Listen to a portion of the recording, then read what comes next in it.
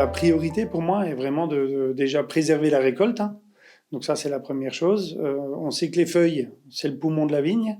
Donc à un moment donné, il faut préserver au maximum le feuillage pour offrir une qualité et un raisin pour l'année en cours et surtout participer aux réserves de l'année N+1. En matière de protection contre les maladies de la vigne, essentiellement le mildiou, j'attends que le produit soit efficace dans le temps.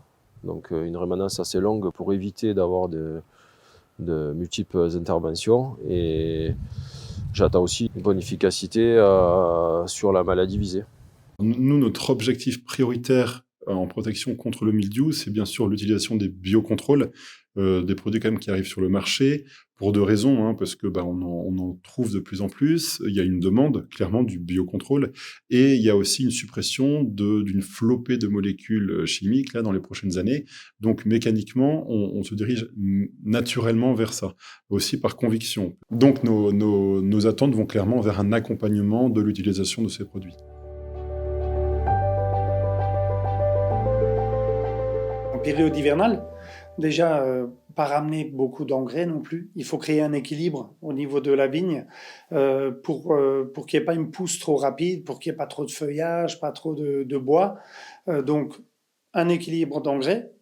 Après, on travaille sur tout ce qui est maîtrise de l'enherbement, travail du sol, pour créer un climat serein pour la vigne aussi.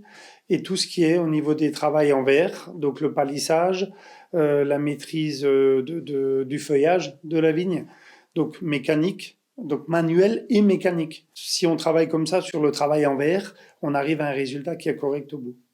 On essaye cette biodiversité de préserver, de ramener de la biodiversité au niveau du vignoble. Par rapport à il y a 20 ans, il y a déjà beaucoup plus de palissage sur le secteur. Il y avait les Côtes-du-Rhône, c'était des gobelets plutôt bas et avec une végétation qui s'étalait plutôt pour faire de l'ombre au sol. Et c'est vrai que les années difficiles, surtout essentiellement sur le grenache, on arrivait à avoir des problèmes sur le mildiou. Maintenant, toutes les vignes qui sont replantées depuis une vingtaine d'années sont toutes palissées. Donc c'est vrai que l'aération entre ici le climat plutôt sec et chaud, rajouté avec du Mistral, nous favorise un non-entassement de végétation et une meilleure efficacité des produits. En complément à ça, nous avons aussi installé au vignoble des cabanes à mésanges et à chauves-souris pour nous aider à lutter contre les ravageurs, essentiellement des insectes, des ravageurs au niveau du vignoble.